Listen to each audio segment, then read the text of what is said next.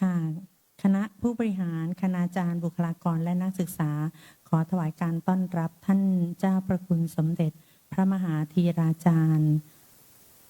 กรรมการมหาเถรสมาคมเจ้าคณะใหญ่หนเหนือท่านเจ้าอาวาสวัดพระเชตุพนวิมลมังคลาราม ราชวรมหาวิหารประธานในพิธีในวันนี้ค่ะ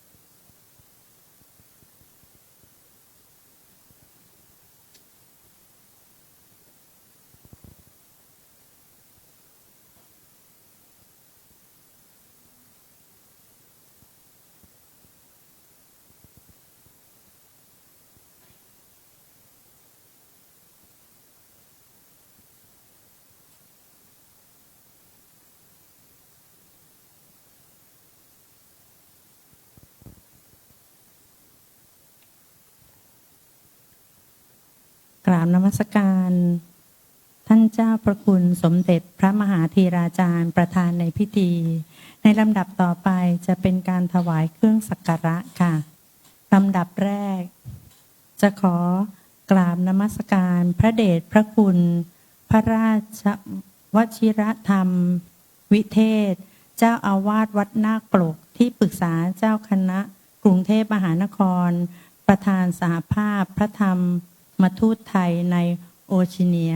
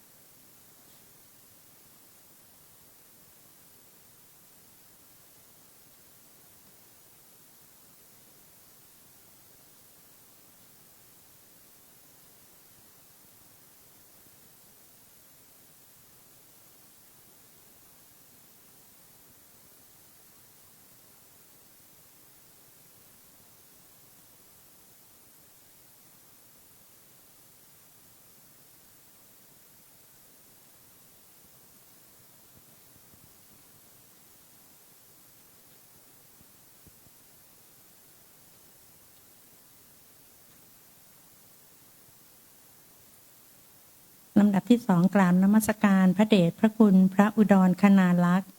ผู้ช่วยเจ้าอาวาสวัดพระเชตุพนวิมลมังคลาราม ราชบรมหาวิหารในนามฝ่ายศึกษาสงเคราะห์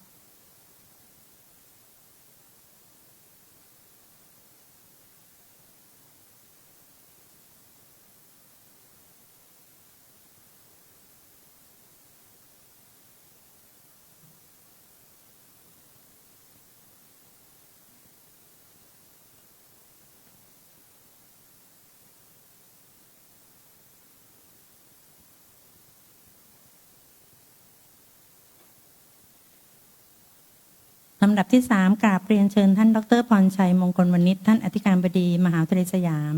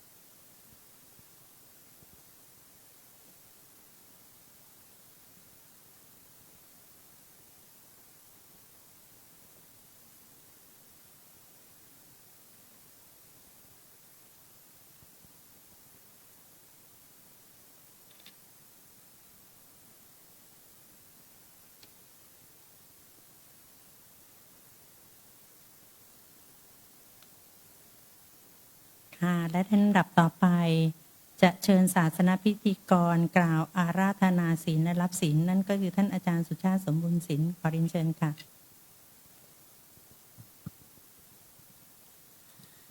นักศึกษาทุกท่านนะครับพนมมือครับท่านผู้บริหารนั่งก็ได้นะครับ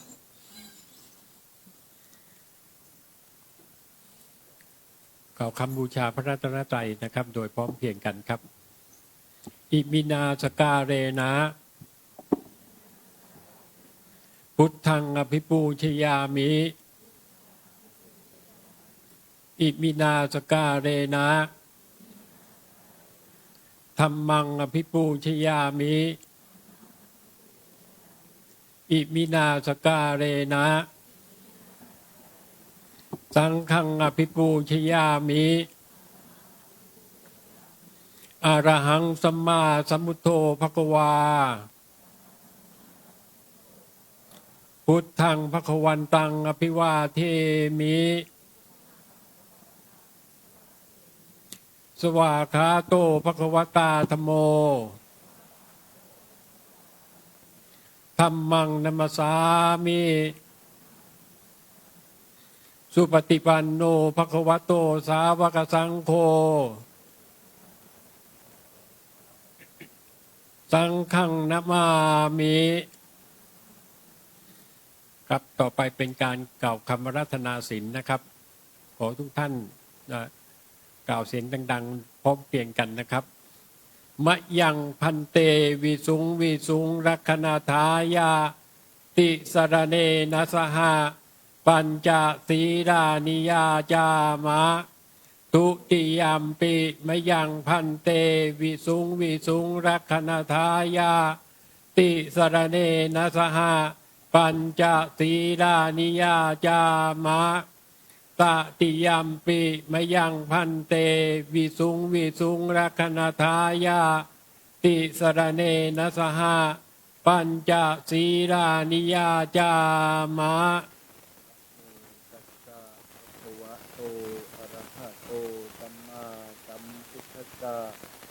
นะโมตัสสะภะคะวะโตอะระหะโตสัมมาสัมพุทธัสสะนะโม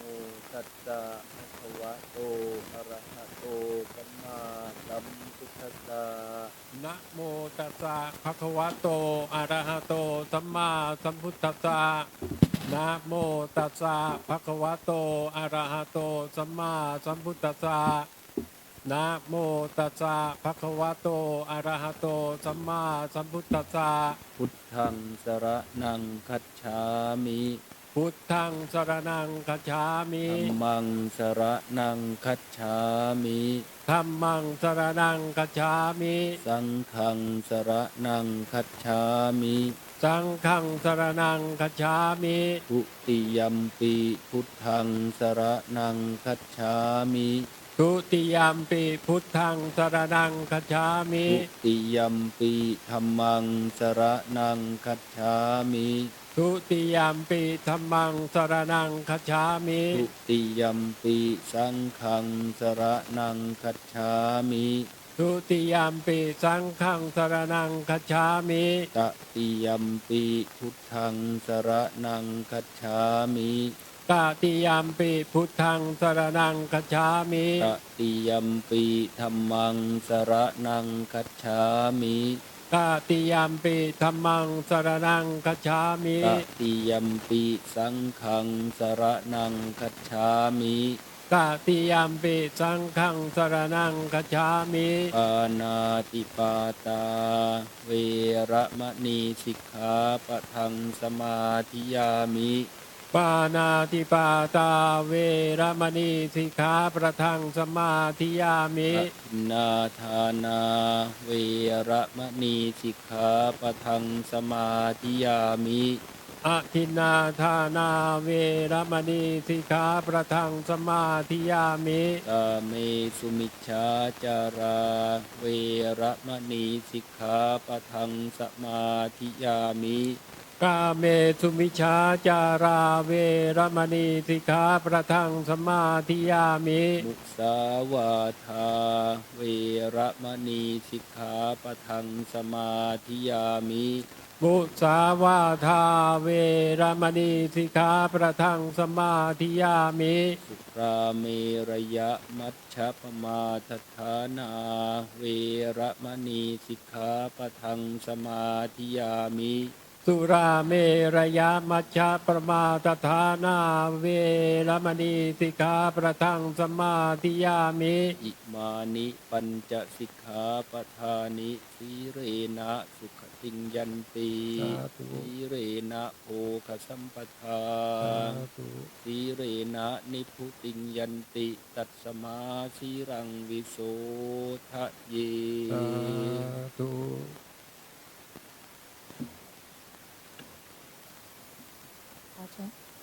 ขอเชิญทุกท่านนั่งลงค่ะ และในลำดับต่อไปจะขออนุญาตกราบเรียนเชิญท่านการบดีได้กล่าวรายงาน การดำเนินงานเกี่ยวกับการจัดสอบธรรมศึกษาของมหาวิทยาลัยสยามค่ะ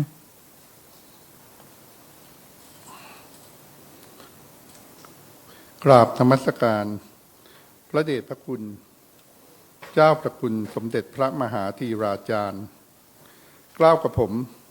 นายพรชัยมงคลมนิษฐ์อธิการบดีมหาวิทยาลัยสยาม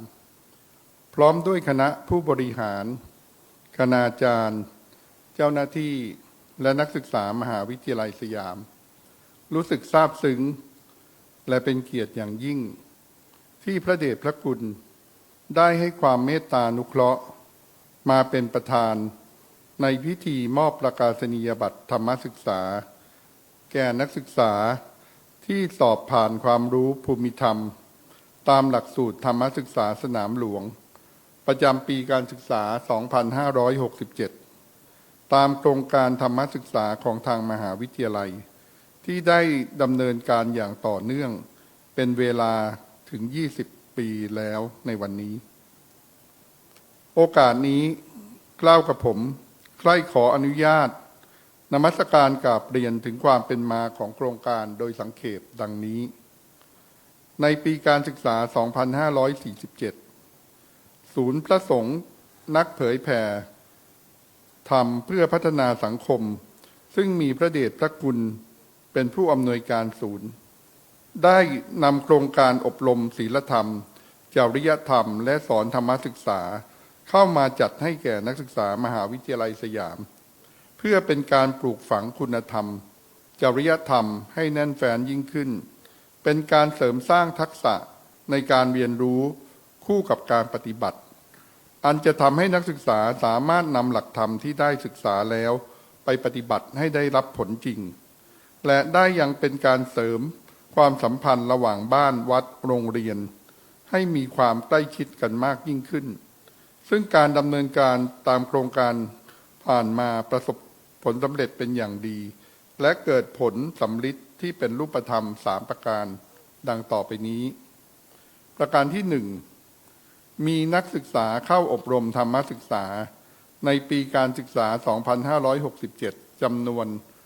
885 คนและเข้าสอบธรรมศึกษาจำนวน 570 คนสอบได้จำนวน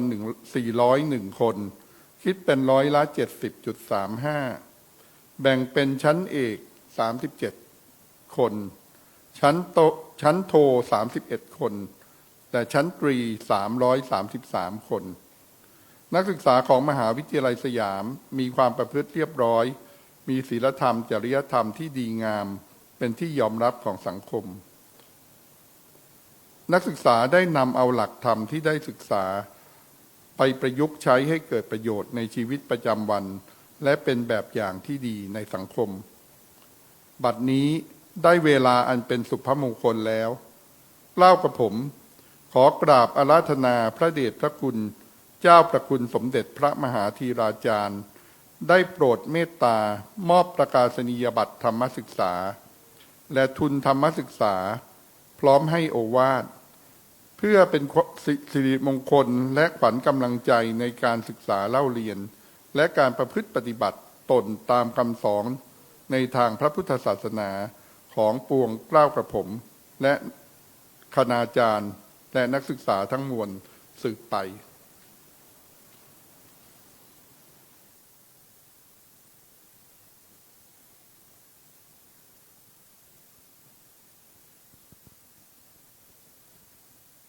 ขอบพระคุณท่านคณบดีในลำดับต่อไปขอเบิกผู้สอบผ่านธรรมศึกษาชั้นเอกชั้นโทชั้นตรีเข้ารับประกาศนียบัตรตามลำดับดังนี้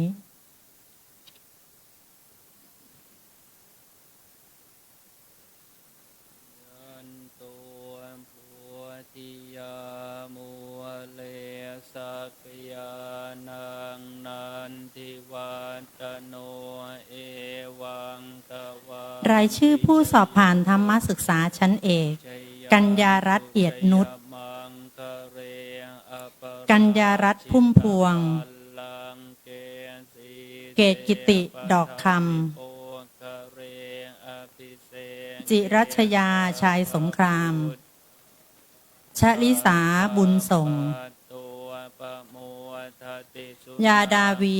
นามวงนัทธิดาแปลงดี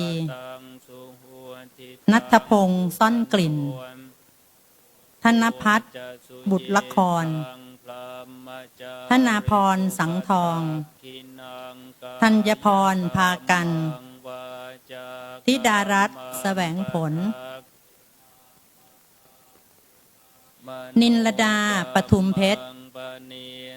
ปวีธิดาอิ่มสิริปานระพีชูสีทองปุณณนุชจาบกันพัชราพรพาแก้วรัติการเทียบทัพรัชนีพรสวมแก้วรัชนาพรมทาละพัสดาบุญศีลธรรมลักษิกาเจษดาลักษณ์วนัญชนาแท่นเกิดวรวรรณช่อมะลิวรัญญามติยภักดิ์วรัตยามะปะเภาวัชนิดาเตียวสกุลสุนิสาใยโนนตาดเศรษฐิกัญญาเผ่าเพ็งหญิงสารพันธ์อรไทยบุตรดาวงศ์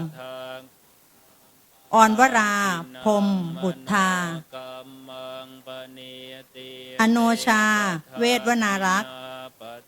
อารยาสุภาพอินทิรามาสำโกนและรายนามผู้สอบผ่านธรรมศึกษาชั้นโทกฎชกรไทยสังขะเฉวงศิลป์กมลวันพวงทาเผากัญญาพัฒน์ปุยเงินเกตวลินลาบเกิดไข่มุกชมพูบุตรจุไลรัตน์สุมาริธรรมจุลาลักษณ์สุหุนันท์เจนจิราเที่ยงภักดีชนทิชาชมพูนุชชาลิสาสุขแก่นนัทธธิดาอินเพนดาราพรเอกปัญญาคุณทักษพรพิมโกษาทันชนกแสงเงินนัทมนปองไปปณิตาอ้นสุวรรณ ปิ่นวนัสสมสาย พิมลพัฒน์ศรียา พัทรพรสืบวสุทธากุล พัทรพรศรีชนะ พานุพงษ์แก้วพาณิชย์ มาริสาเรียงเงิน โยสิตา ปัตเทสัง จุรีรัตน์ทับไกล วราพรชูรัตน์สาวรสโตใหญ่ สุดารัตน์ช่วยบำรุง สุธาทินีสุกเกษม อภิญญาไวยว่อง อลิสารองทอง อาคาปะโตปะโมทติสุนัขขตังสุมังครังสุปาพาตังสุหัวทิตัง รายชื่อผู้สอบผ่านธรรมศึกษาชั้นตรี ประจำปีการศึกษา 2567 กฎชกรจิตอาสา กฎชพรชีพชอบธรรม กฎชพันธ์ทัพทีกมลชนกเพ็ญคง กมลภพสังทอง กมลภพหนูแก้ว กมลรักพันลา กมลวันจรชีพ กรกฎอนุหน กรพิพิธวสินะเมคิน กรวันเทียนกระจ่าง กิตตภาพบุญปู่ กิตตเมธอิฐวงศ์ กิตติมาพรด่านชัยภูมิ กิตติมุกบุญเอี่ยม กิจกรสนิทวงศ์ณอยุธยา กิษดาวรรณพัฒน์ก้องภพกุลจิรชานนท์การธิดาเลิศการจนาพร กิตติพันธ์อึ้งรังสี กิตติวัฒน์อรุณไพโรธกุลธิดาร่างเจริญ กุสรินทร์ปักศรีเกณิกาสุภมานพ เกตพลบุญสุข แก้วการสร้อยวงศ์ขวัญจิรานามโยธา ขวัญชัยวิชัยคชาพรแต้มวิโรธคริษฐารีระพลิน จรัสพรหอมอ่อน จันทาใจดี จิดาภารัตนเรืองมณี จิรวรรณชัยดำ จิรัตน์รัตนวิรุณ จิรันสาครสุขเลิก จิราพรคุ้มเขต จิรายุทธสะมงคล จิราวันคงหนองลาน จุธามณี ฉัตรวัฒนากุล ฉลองชัยโพทอง ชยาดาบุญทิพย์ ชนกนันท์ขันทอง ชนกนันท์ดีเลิศ ชนการสิริพัทรพล ชนการ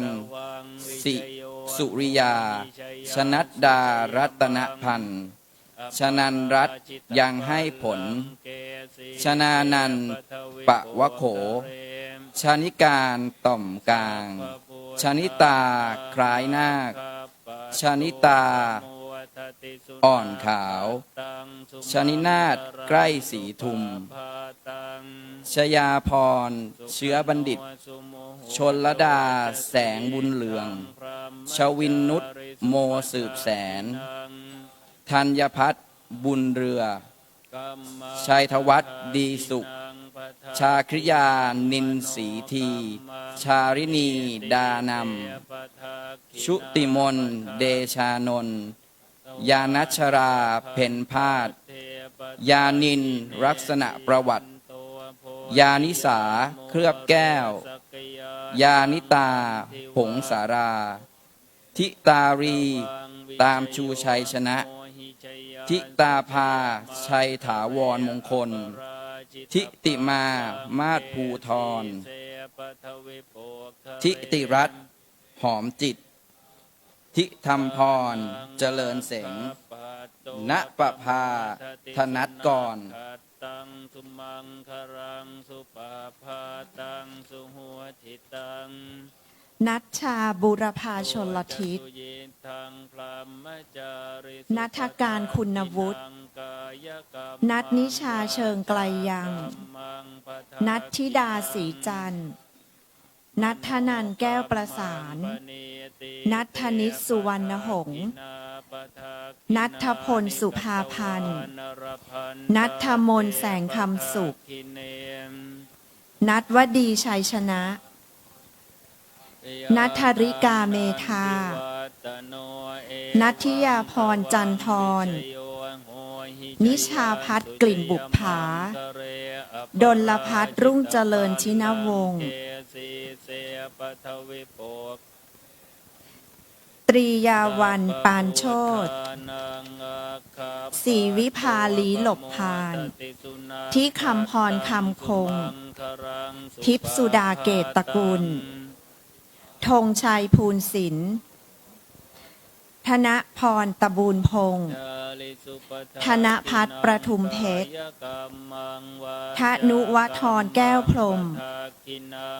ธนุรักษ์บุญเสริมวันทัศจิราออกฉิม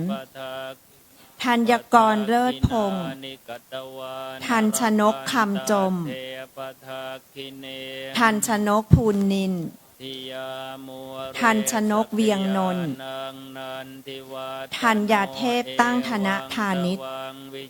ธัญพรเมียงแก่ธัญรัตน์ปิติไกรสอนธันวรัตน์กิจบุญศรีธิดาสงกาธิดามาศรอดนุชธีรวัตรจ้อยเจริญนพวรรณบุญละครนรวัตรสุมาลีนรีการยิ้มใหญ่นัทฟ้าเพลินคู่ธรรมนัทวุฒิอ้อมแก้วสกุลนันนภัทรธาดาเขมกุลนัทนิชาต้นสกุลนันทิดามาตุภูมินราพัฒน์ตระกูลเศรษฐศิรินิธิพัฒน์ทองทวีวัฒนะนิรวิทย์บัวเขียวนิอานัสวาบาบุญทิชาแก้ววิชิตบุญยวีเพิ่มสิริบุตรปกป้องอินทจักรปนัชดาบูรณกุลปภาวรินเพิ่มลาภปวันรัตน์โคค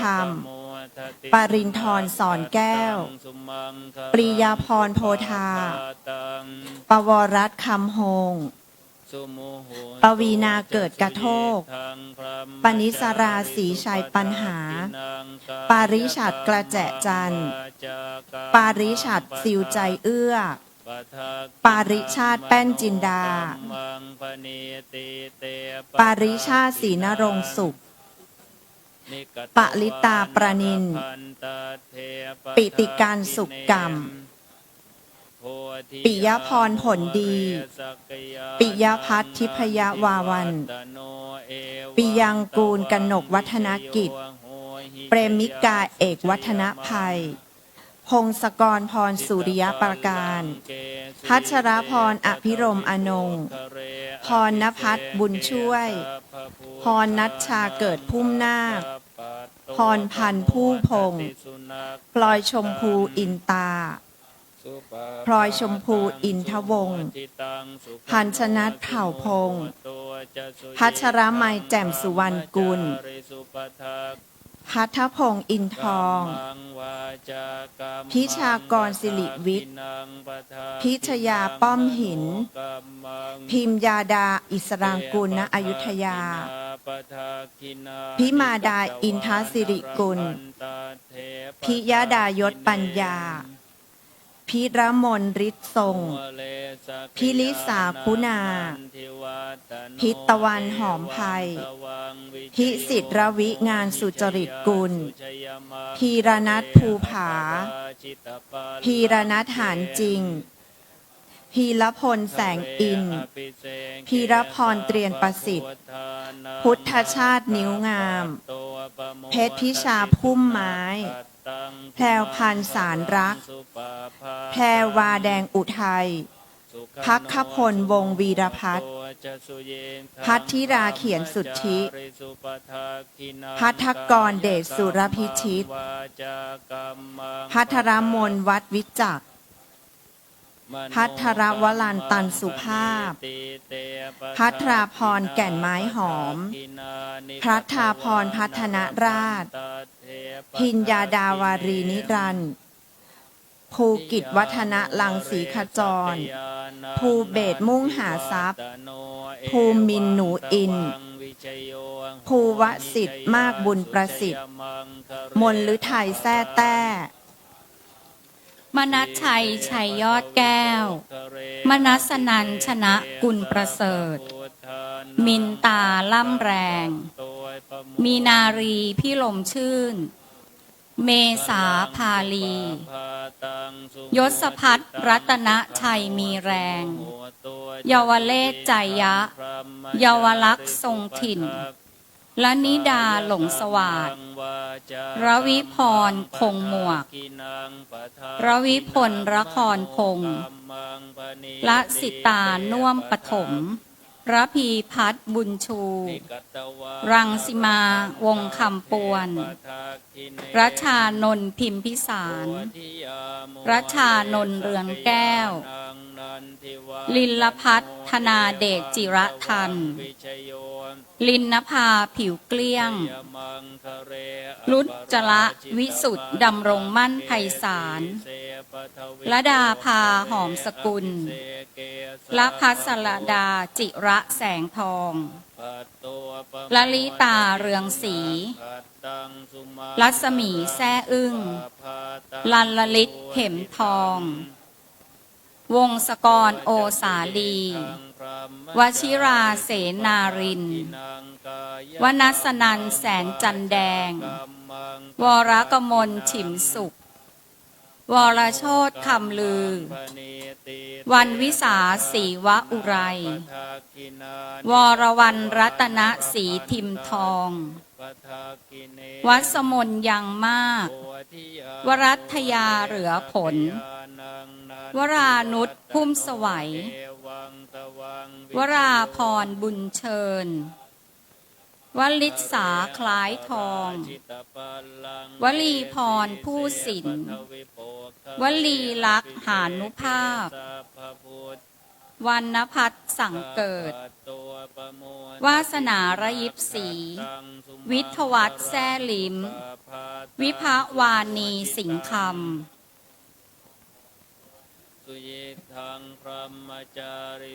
สักกรินหิรันลักษณ์สิริพรศรีสุระสิริรัตน์ลักษาวงศ์สุจีพรขอบชิดสุภกฤษนิรัตนพัฒน์สุพนันท์กิตติศักดิ์บุญสุขสุภเลิกเขียวกะแลสุภพิษคคนางพงศ์สมปรารถนาผักไหมสมฤทัยญาติโสมสรพุทธกว้านทองคำ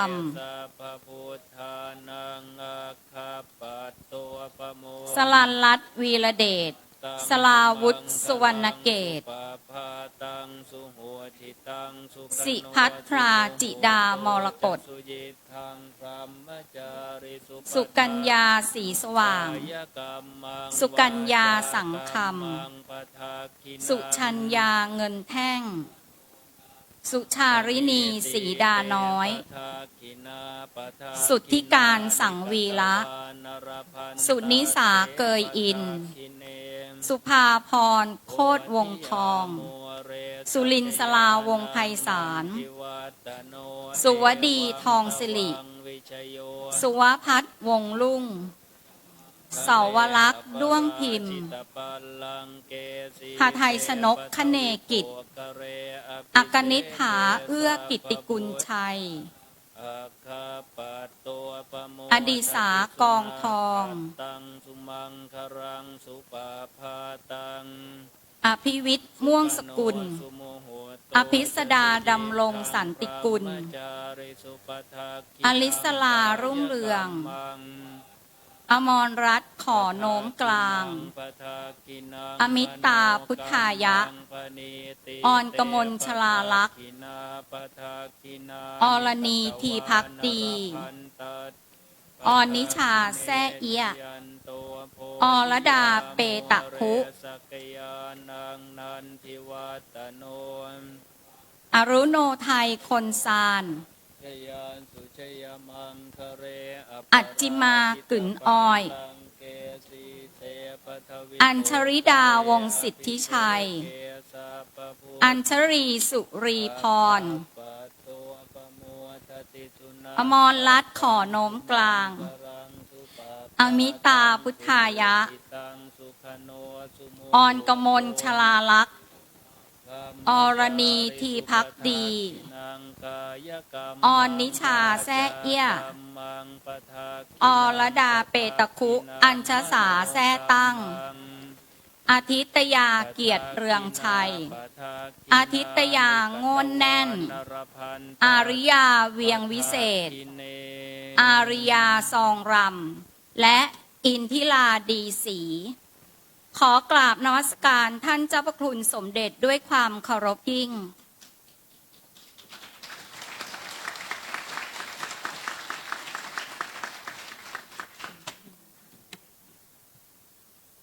ในลำดับต่อไปจะขอกราบนมัสการ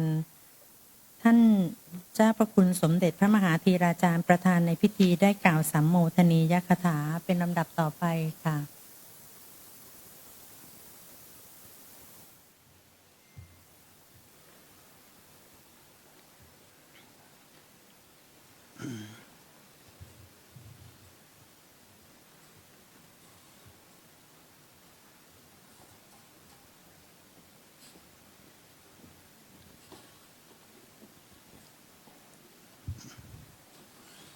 ทุกคนยืนขึ้นค่ะขอแสดงกัลยาณธรรมต่อท่านพระเถรานุเถระในมณฑลพิธีนี้ทุกรูปซึ่งมีท่านเจ้าคุณพระราชวชิรธรรมวิเทศเจ้าวาดวัดนาคปรกเป็นต้นขอเจริญพรดร.พรชัยมงคลวณิชอธิการบดีพร้อมด้วยผู้บริหารคณาจารย์และนักศึกษาทุกคนขออนุโมทนาสาธุการต่อท่านผู้บริหารคณาจารย์และนักศึกษาทุกท่านผู้มีกุศลสมานฉันท์แสดงตนเป็นพุทธมามกะนับถือพระพุทธนับถือพระรัตนตรัยเป็นสรณะที่พึ่งอันเกษมพัฒนาตนตามที่มหาวิทยาลัยสยามซึ่งเป็นสถาบันการศึกษาที่ผลิตบุคลากรทางปัญญาในระดับอุดมศึกษาของชาติจึงได้อัญเชิญธรรมภาสิทธิที่สำคัญในพระพุทธศาสนามาเป็นปรัชญาของมหาวิทยาลัยว่าปัญญานรานังรัตนังซึ่งแปลว่าปัญญาเป็นรัตนะของนรชนซึ่งรัตนะในที่นี้หมายถึงอัญมณีที่มีคุณค่ามากหากจะถามว่าอะไรคืออัญมณีชีวิตตอบได้ทันทีว่าคือความไม่ประมาทหรือความเป็นอยู่ไม่อยู่ปราศจากสติกล่าวคือมีปัญญาอันเป็นสุดยอดคำสอนในพระพุทธศาสนานั่นเองสมเด็จบพิตรพระราชสมภารพระองค์ผู้ทรงพระคุณอันประเสริฐพระมหากษัตริย์ไทยทุกพระองค์นั้นทรงมีพระราชศรัทธาในพระบวรและพระพุทธศาสนาดำรงพระองค์เป็นอัครศาสนูปถัมภ์ภกทรงเป็นพุทธมามกะกรอบด้วยพระราชศรัทธาพระราชปรารถนาบำเพ็ญพระราชกุศลเป็นประจำโป พระองค์ทรงเป็นผู้เพ่งพินิจบำเพ็ญพระราชกรณียกิจละเอียดละออฉลาดปราดเปรื่องบำเพ็ญประโยชน์สุขเพื่อพระสงฆ์นิกรทั้งปวงบำเพ็ญพระราชกรณียกิจให้สำฤทธิ์พร้อมมูลโดยพระราชฤทัยถึงพร้อมด้วยพระมหากรุณาธิคุณยิ่งใหญ่ทรงปฏิบัติพระราชกรณียกิจเป็นอันมากท่านทั้งหลายในชีวิตจริงของมนุษย์นั้นยังมีความมืดมนอนทการทางจิตใจด้วยกิเลส3 กองคือโลภโกรธหลงพร้อมด้วยตัณหามานะทิฏฐิและด้วยทุกโศกโรคภัยและปัญหานานาประการซึ่งการที่ชาวโลกจะดับทุกข์ความมืดมนอนทการต่างๆให้เกิดแสงสว่างคือสันติสุขสวัสดีแก่ชีวิตได้นั้นไม่มีแสงสว่างใดจะสู้แสงสว่างแห่งธรรมปัญญาได้ด้วยพุทธภาษิตที่ว่าปัญญาโลกสมิปัชโชโตซึ่งแปลว่าปัญญาเป็นแสงสว่างในโลกทั้งนี้เพราะแสงสว่างแห่งปัญญานั้นส่องสว่างได้ทั้งกลางวันและกลางคืนซึ่งปัญญาจะเกิดและสามารถยังปุถุชนคนธรรมดาผู้หนาด้วยกิเลสให้เป็นบัณฑิตเพราะมีวิชากับปัญญาเกี่ยวข้องกับบัณฑิตและทุกคนผู้ครองชีวิตและกิจการงานต่างๆอย่างแยกจากกันไม่ได้เลยก็จริงแต่ถ้าขาดสติคือความระลึกรู้คอยกำกับวิชาและปัญญาแล้วแทนที่จะเป็นคุณก็อาจจะกลายเป็นโทษได้เพราะบางทีอาจจะนำวิชาและปัญญานั้นไปใช้เพื่อทำลายล้างผลาญบางการอาจจะนำไปใช้เพื่อไม่เอื้อประโยชน์ก่อโทษทุกข์ภัยหายนะแก่ตนและสังคมได้สมเด็จพระสัสดาสัมมาสัมพุทธเจ้าได้ตรัสรับรองไว้ว่าธรรมทั้งหลายสรุปลงอยู่ในอัปปมาทธรรมคือความไม่ประมาทเพื่อกูลให้เกิดสัมมาปัญญาฉะนั้นเมื่อกล่าวถึงธรรมะทั้งหลายในพระพุทธศาสนาจึงสรุปหมายถึงปัญญานั่นเองซึ่งตรงกับหลักวิทยาศาสตร์สามารถยังผู้ประพฤติดีปฏิบัติชอบไม่ให้ตกไปสู่ที่ชั่วให้ได้รับผลสมกับการปฏิบัติได้คือให้พ้นทุกข์ประสบสันติสุขสวัสดีได้อย่างแท้จริงขอให้นักศึกษาทุกท่าน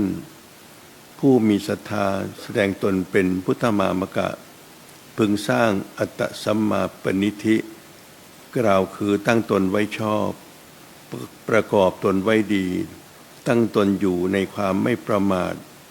อย่าอยู่ปราศจากสติปัญญาในการดำรงชีวิตในการประกอบธุรกิจสัมมาชีพในการปฏิบัติหน้าที่การงานด้วยสุวิชาความรู้ดีความฉลาดเติมความสามารถยึดมั่นให้หนักแน่นในคุณงามความดีโดยสุจริตสามารถพึ่งตนเองได้และเป็นที่พึ่งให้คนอื่นได้ขออนุโมทนาสาธุการแสดงมุทิตาจิตต่อผู้บริหารคณาจารย์นักศึกษาผู้สอบผ่านธรรมศึกษาสนามหลวงชั้นตรีชั้นโทและชั้นเอกทุกๆคนขออาราธนาคุณพระศรีรัตนตรัยได้อภิบาลอำนวยพรให้ทุกท่านมีความเจริญรุ่งเรืองร่มเย็นเป็นสุขสวัสดีภายใต้ร่มบารมีธรรมแห่งสถาบันชาติสถาบันพระพุทธศาสนาและสถาบันพระมหากษัตริย์ตลอดกาลเป็นนิจเทอญค่ะขอเชิญทุกท่านนั่งได้ค่ะในลำดับต่อไปจะเป็นการถวายจตุปัจจัยไทยธรรมนะคะท่านแรกค่ะจะขออนุญาตเรียนเชิญท่านดร.พรชัยมงคลวณิชได้ถวายเครื่องไทยธรรมแด่ประธานในพิธีท่านเจ้าประคุณสมเด็จพระมหาธีราจารย์นะคะและกับพระที่เป็นพ ระเจริญชัยมงคาถาทั้งหมด9รูปนะคะ ดังมีรายนามต่อไปนี้นะคะ ท่านแรกก็ขออนุญาตเรียนเชิญท่านอาจารย์วิมลมาศตันติพงษ์อนันต์นะคะ ท่านที่2รองศาสตราจารย์ดรจอมพงษ์มงคลวณิช ท่านที่3ผู้ช่วยศาสตราจารย์ดรพลเรือตรีหญิงสุภัทราเอื้อวงศ์ท่านต่อมาศาสตราจารย์กิติคุณดรหม่อมราชวงศ์สุริยวุฒิสุขสวัสดิ์เดี๋ยวของจะค่อยๆเดินรอแป๊บหนึ่งนะคะอาจารย์เพราะว่าเดี๋ยวต้องถวายทีละชุดแล้วเดี๋ยวเด็กจะเอาของไปวางไว้ก่อนค่ะเดี๋ยวรอแป๊บหนึ่งรอแป๊บหนึ่งเอาไปวางรอแป๊บหนึ่งรอแป๊บหนึ่ง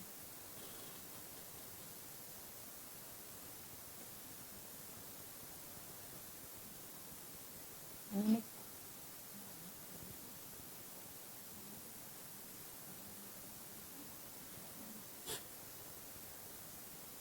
ค่ะเมื่อกี้ถึงท่านอาจารย์หม่อมนะคะ ต่อไปก็ผู้ช่วยศาสตราจารย์ดรมารุตนะคะลิมปะวัฒนะนะคะ ท่านรองศาสตราจารย์ดรกาญจนาหมันธนทวีนะคะคณะบดีคณะวิทยาศาสตร์ ท่านดรรักจินดานะคะรักษาการคณะบดีคณะเภสัชศาสตร์นะคะท่านผู้ช่วยศาสตราจารย์ดรสุภาพรพงษ์มณีนะคะผู้อำนวยการสำนักวิชาการนะคะแล้วก็ท่านผู้ช่วยศาสตราจารย์ดรสมหมายจันเรืองนะคะที่จะได้ถวายจตุปัจจัยทายธรรมให้กับพระสงฆ์ที่เจริญชัยมงคลคาถาทั้ง9รูปค่ะ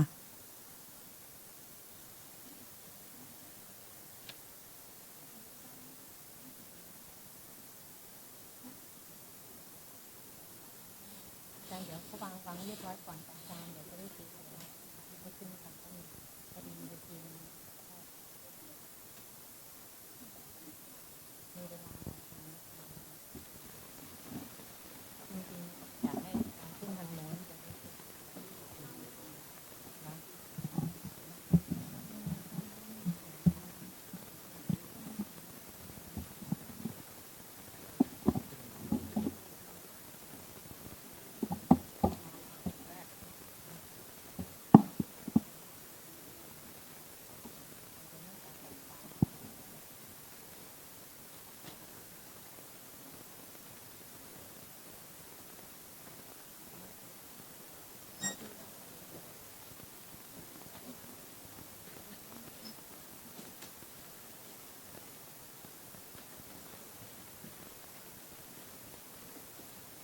หลังจากท่านอธิการบดีแล้วก็ท่านผู้บริหารถวาย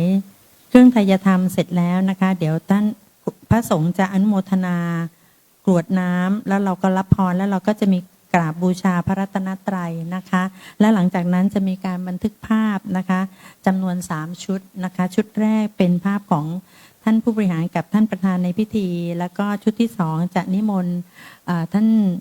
เจ้าอาวาสวัดนาคปลกแล้วก็ท่านผู้ช่วยนะคะได้ขึ้นถ่ายภาพเป็นชุดที่2นะคะและชุดที่3ก็จะมีตัวแทนนักศึกษาที่ได้นักธรรมเอกนะคะแถวแรกนะคะไปร่วมถ่ายภาพนะคะจะมีทั้งหมด3ชุด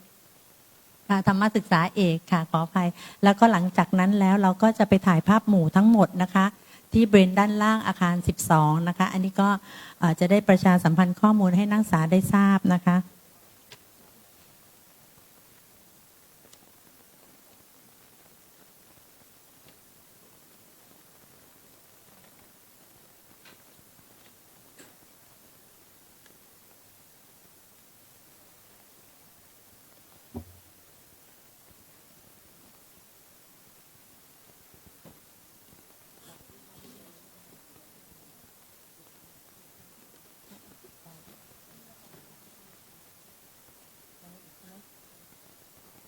ถ่ายรูปตรงนี้เลยนะคะพี่นี่สวยมากค่ะเลยนะพี่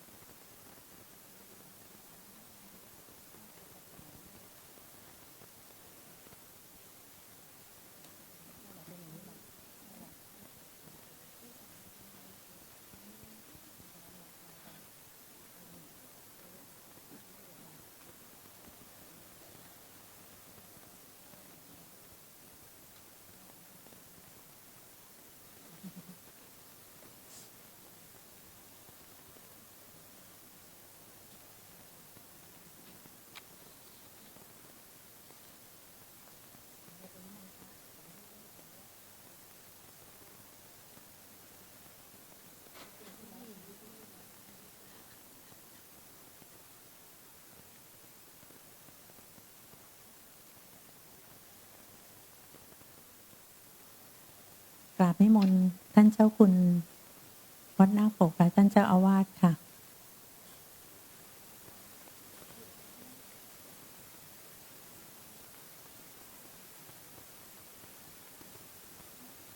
แล้วก็ภาพต่อไปจะเป็นตัวแทนนักศึกษานะคะ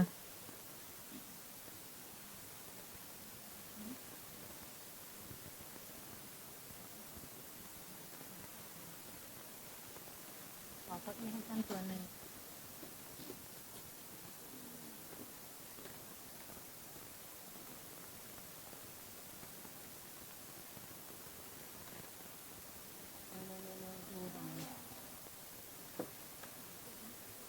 ตัวเดียวอ๋อท่าน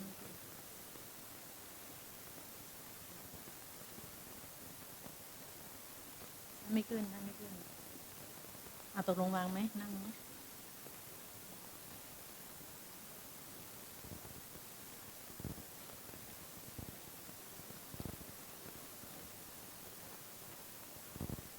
พร้อมค่ะอาจารย์สมัยก็พร้อมค่ะอาจารย์ของกองเดี๋ยวนักศึกษาชุดแรก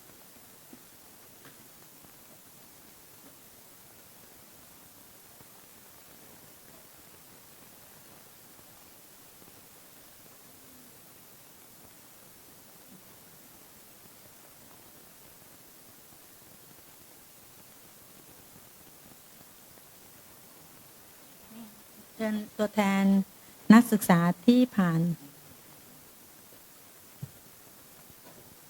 ท่านไม่ขึ้นไม่ขึ้นท่านไม่มาท่านไม่ขึ้น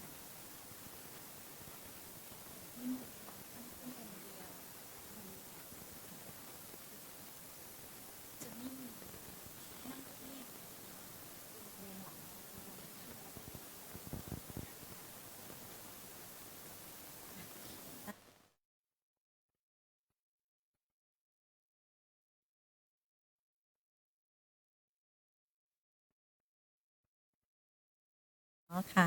ก็เป็นประจำนะคะในทุกๆปีนะคะทางมหาวิทยาลัยสยามนะคะก็มีส่วนร่วมกับการจัดสอบนะคะธรรมศึกษานะคะซึ่งก็ร่วมกับทาง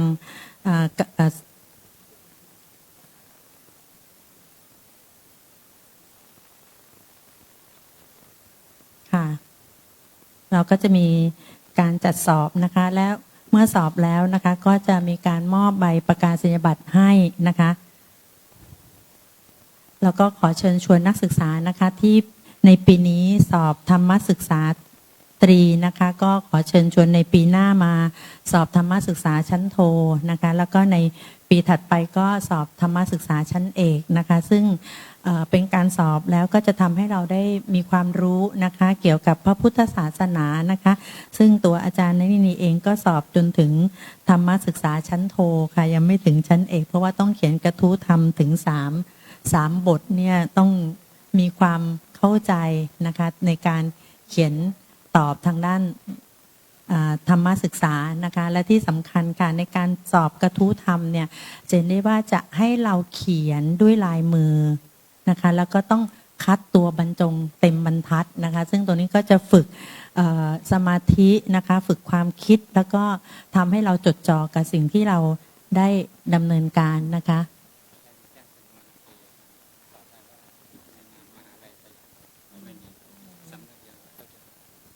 ค่ะซึ่งของเราก็จะร่วมกับของสำนักงานของวัดพระเชตุพนวิมลมังคณารามนะคะราชบวรมหาวิหารเป็นประจำในทุกๆปีนะคะซึ่งในส่วนนี้เราก็ได้รับความสนใจจากนักศึกษาเป็นจำนวนมากนะคะ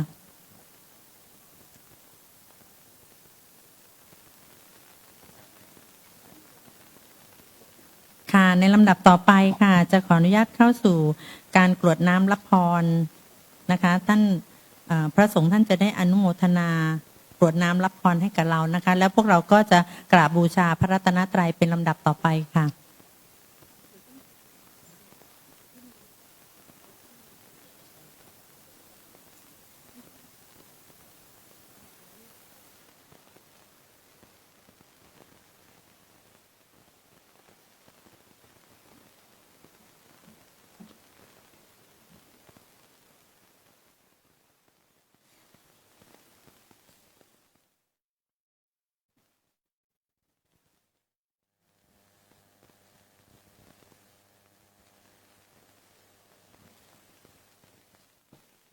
ยะถาวาริวหาปุราปริปุเรนติสาคารัง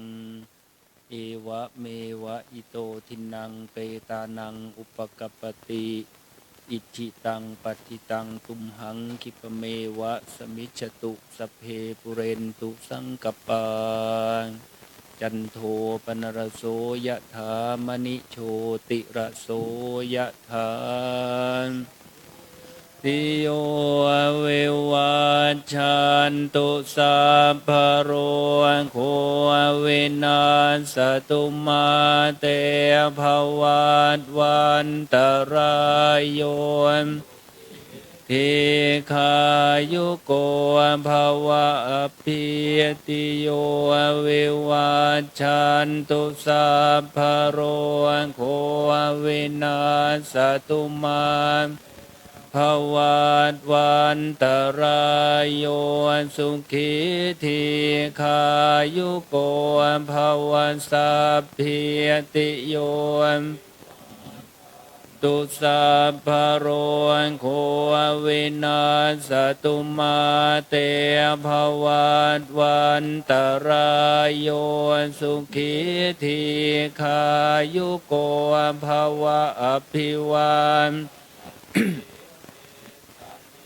จังบุทธาปจายโนจัตตารโอธรรมาวัฏันติอายุวันโนสุขังภะรังโสอันทรันโทสุขิโตวิรุณโหพุทธศาสเนโคสุขิโตโหหิสหัสสะเพหิยาติภิสาอัตตรัตถาสุขิตาวิรุณทัสสะสเนอโรคาสุขิตาสหัสสะเพหิยาติภิเตอัตตรัตถาสุขิตาวิรุณหาพุนทัสสะสเนอโรคาสุขิตาเพหิยาติภิรัตนาตยานุภาเวนรัตนาตยเตชะสาธุคโรขปยาเวรัง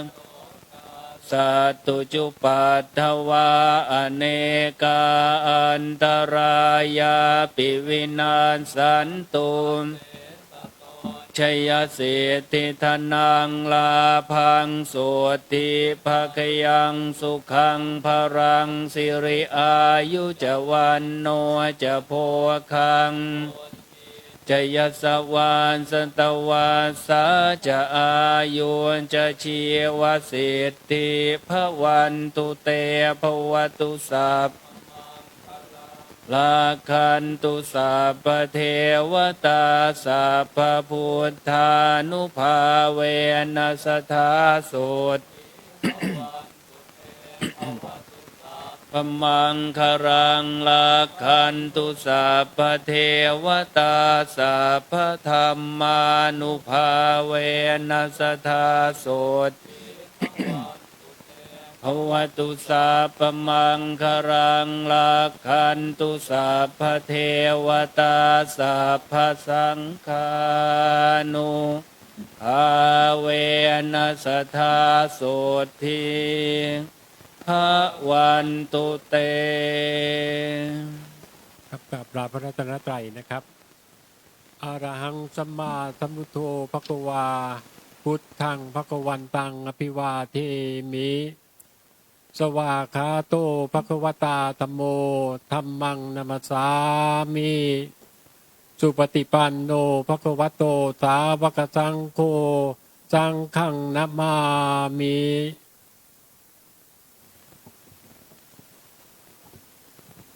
ค่ะก็ขอให้นักศึกษาทุกคนยืนขึ้นค่ะเพื่อที่เราจะได้ถวายการส่งท่าน